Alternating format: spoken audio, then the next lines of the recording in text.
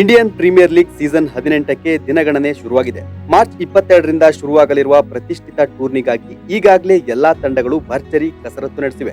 Royal Challengers Bengaluru ತಂಡವು workout ಶುರು ಮಾಡ್ತಿದೆ. ಆದ್ರೆ ಐಪಿಎಲ್ ಆರಂಭಕ್ಕೂ ಮೊದಲೇ ಆರ್ಸಿಬಿ ಕಪ್ ಗೆಲ್ಲದಿರಲಿ ಅಂತ ಕ್ರಿಕೆಟಿಗರೊಬ್ಬರು ಅಪಶಕನ ನುಡಿದಿದ್ದು ಅಭಿಮಾನಿಗಳು ರೊಚ್ಚಿಗೆದ್ದಿದ್ದಾರೆ. ಹೌದು, ಆರ್ಸಿಬಿ ಕಪ್ ಗೆಲ್ಲಬಾರದು ಅಂತ ಹೇಳಿದ್ದು ಬೇರೆ ಯಾರೂ ಅಲ್ಲ, ಚೆನ್ನೈ ಸೂಪರ್ ಕಿಂಗ್ಸ್ ತಂಡದ ಮಾಜಿ ಆಟಗಾರ ಅಂಬಟಿ ರಾಯುಡು. ಪಾಡ್ಕಾಸ್ಟ್ ಒಂದರಲ್ಲಿ ಮಾತನಾಡಿದ ಅಂಬಟಿ ರಾಯುಡು, ಆರ್ಸಿಬಿ ತಂಡವು ಒಂದು ದಿನ ಕಪ್ ಗೆಲ್ಲಬಹುದು ಅಂತ ನಾನು ಭಾವಿಸುತ್ತೇನೆ.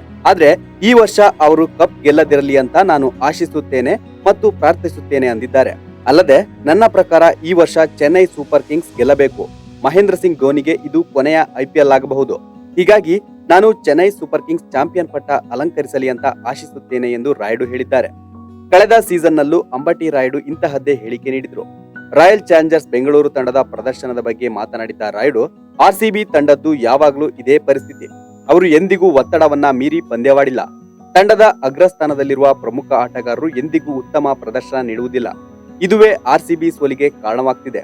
ಹೀಗಾಗಿಯೇ ಅವರು ಈವರೆಗೆ ಕಪ್ ಗೆದ್ದಿಲ್ಲ ಅಂತ ವ್ಯಂಗ್ಯವಾಡಿದ್ರು. ಇದೀಗ ಈ ಸಲ ಆರ್ಸಿಬಿ ಕಪ್ ಗೆಲ್ಲದಿರಲಿ ಎಂದು ಪ್ರಾರ್ಥಿಸುವುದಾಗಿ ಅಂಬಟಿ ರಾಯುಡು ಬಹಿರಂಗವಾಗಿ ಹೇಳಿದ್ದಾರೆ. ಚೆನ್ನೈ ಸೂಪರ್ ಕಿಂಗ್ಸ್ ತಂಡದ ಆಟಗಾರನ ಈ ಹೇಳಿಕೆಗೆ ಆರ್ಸಿಬಿ ಅಭಿಮಾನಿಗಳು ಸೋಷಿಯಲ್ ಮೀಡಿಯಾದಲ್ಲಿ ಆಕ್ರೋಶ ವ್ಯಕ್ತಪಡಿಸುತ್ತಿದ್ದಾರೆ.